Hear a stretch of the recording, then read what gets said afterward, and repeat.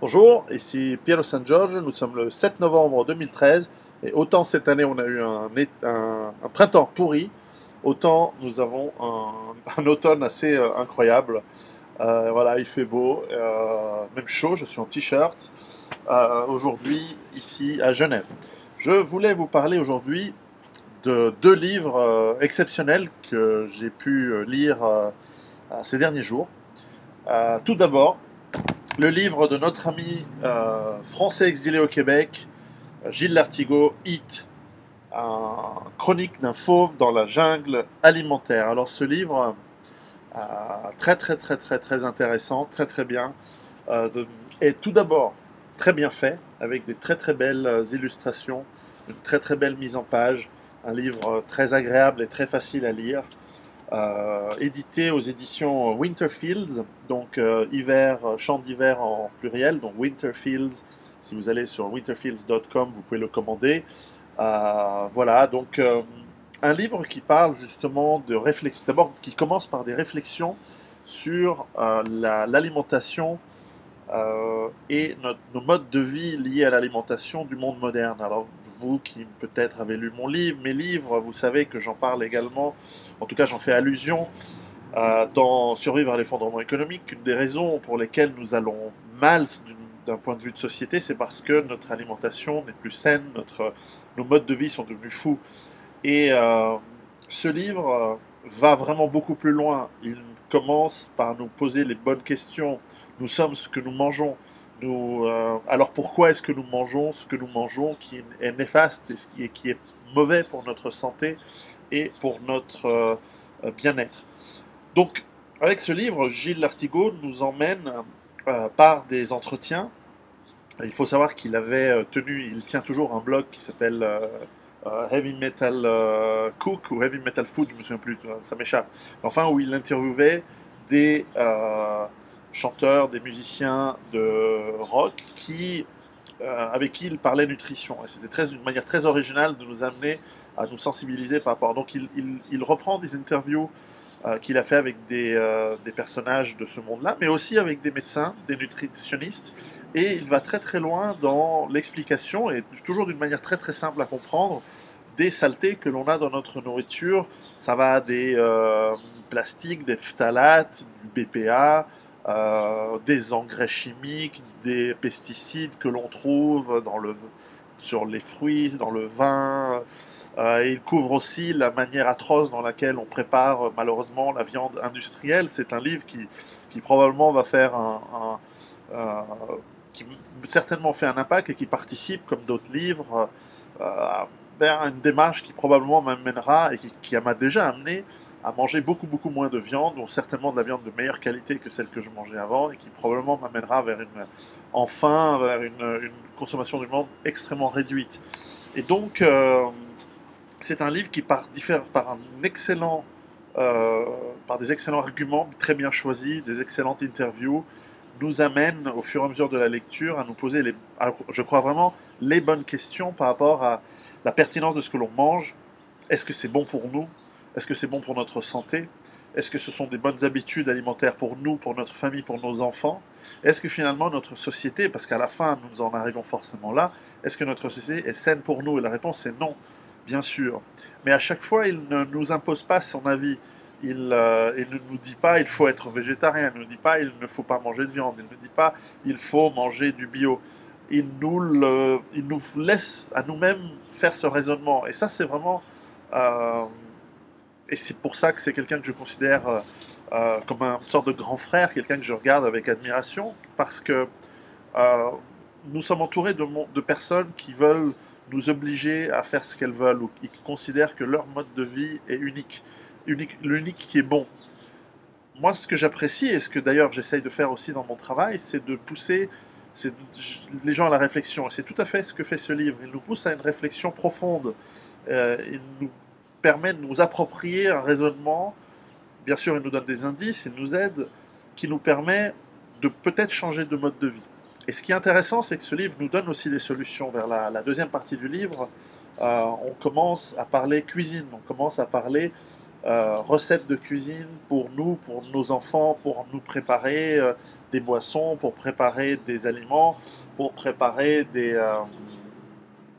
tout ce qu'il faut pour vraiment changer, et puis à la fin, bien sûr, d'expérimenter par nous-mêmes, c'est ça qui est génial dans la cuisine, et donc de nous lancer dans tout ça. Et donc un changement au niveau de la nutrition qui passe forcément par se réapproprier la cuisine, on en parlait également dans Rue Barba. Donc c'est un livre qui est vraiment un livre qui peut faire changer un mode de vie de celui qui le lit, et qui certainement fait partie du changement de mode de vie que j'ai déjà entrepris depuis de nombreuses années. Et donc c'est un livre qui tombe parfaitement bien à ce moment-ci de ma vie, et je l'ai trouvé vraiment très très intéressant. Et encore une fois, en plus, il est très très bien fait, et il est superbement illustré. D'ailleurs, l'artiste Valérie Bacon, je ne sais pas comment on prononce, Bacon, en fait, qui est la compagne de Gilles, on voit dans les photos d'ailleurs qu'elle a prises. Et par là, je fais un petit coucou non seulement à Gilles, mais aussi à son ami. Valérie, dans ses photos, on voit que non seulement tu as du talent dans la photographie et qui illustre parfaitement le livre de Gilles, mais en plus on voit par les photos que tu as de l'estime, de l'admiration, et on sent l'amour que tu as pour ton homme. Et c'est intéressant, ça se voit dans les photos. Donc Gilles, tu as de la chance, c'est très très bien. Voilà, donc livre vraiment indispensable, donc de Gilles Lartigot aux éditions Winterfield. Comme je dis, c'est un plus c'est pas uniquement de Gilles, on sent c'est un tandem, on sent qu'il y a du travail de Gilles et Valérie, on sent que c'est un livre où surtout Gilles y a mis des tripes et du cœur. On sent que c'est un livre qui, en plus d'être bien écrit, en plus d'être superbement bien illustré et mis en page, avec un fil conducteur qui nous amène à une réflexion profonde. En plus, c'est un livre où il y a de la passion. Et c'est pas le genre de livre qui aura un Goncourt ou comme ça. Vous voyez ce que je veux dire? Ça, c'est du sérieux, c'est vraiment du bon livre. Et donc, je ne peux que vous le conseiller. Donc, Hit, Chronique d'un fauve dans la jungle alimentaire de Gilles Lartigot aux éditions Winterfields. Et pour le commander, allez sur winterfields.com. Je ne sais plus quel est le prix, c'est un livre qui a dans les 300 pages, mais il vaut vraiment la peine. Voilà, donc très très bon livre. Deuxième livre dont je voulais vous parler aujourd'hui brièvement, c'est enfin la sortie dans une série de collections pour seulement 20 €, un livre de plus de 660 pages qui sont en fait la collection de tous les essais de notre ami Michel Drac. Alors pour ceux qui ne connaissent pas, Michel Drac, c'est, à mon avis, le plus grand penseur socio-politico-sociétal en France de nos jours vivants. Alors, en plus, il est jeune, il doit avoir la quarantaine d'années comme moi, mais c'est quelqu'un qui, voilà, pour moi, c'est le top. Au-dessus, il y a le soleil, quoi. Il y a personne d'autre au-dessus de lui en France. C'est quelque chose, pour moi, d'assez exceptionnel. Donc, c'est vraiment génial de pouvoir retrouver ces nouvelles. Donc vous trouverez dans ce recueil tous ces livres qui sont d'ailleurs certains très très durs à trouver. C'est franc, de la souveraineté, la question raciale, crise au coup d'État qui m'avait montré que la crise de 2008 fait partie d'un début d'effondrement, et puis crise économique ou crise de sens qui m'avait amené à aller le voir pour d'ailleurs qu'il me mette en contact avec son éditeur qui est le Retour aux Sources, qui publie également ses essais, afin que j'écrive Survivre à l'effondrement économique. Donc, ces essais, je pense que le plus simple, c'est de les lire. Chacun amène une pierre à l'édifice de la compréhension du monde dans lequel nous vivons, particulièrement au monde français. Donc, c'est certain qu'il a, à mon avis, la meilleure analyse. Et c'est bien normal qu'on le retrouve souvent dans des émissions radio telles que Méridien Zéro, qui sont excellentes, qui ont de très bonne qualité, car ce penseur, Michel Drac, a, à mon avis, la meilleure analyse de ce qui se passe en France depuis 15 ans. Et malheureusement, ce qui va nous arriver dessus, et ça rejoint Survivre à l'effondrement économique, d'ailleurs, Michel, lui aussi, met en place une base autonome durable, et il a bien raison. Donc, ce livre essai pour 20 €, c'est fondamental. C'est, à mon avis, une des bibles de socio-économie à avoir si vous êtes français et que vous voulez comprendre la France.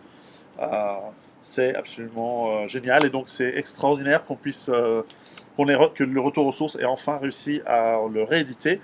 Et la seule chose qui nous manque, c'est son prochain livre, qu'on attend avec impatience, et on espère qu'il va bientôt sortir. Donc voilà, Essai de Michel Drac, c'est le recueil donc, de tous ses essais qu'il a écrits à titre personnel au cours de ces dernières années, donc vraiment un livre indispensable. Et puis voilà, je vous en fais un troisième pour terminer, mais très brièvement, c'est que je suis très heureux d'annoncer que la sortie de mon livre Survivre à l'effondrement économique est sortie en anglais. Donc sous le titre, pas très original, mais c'est normal, Survive the Economic Collapse.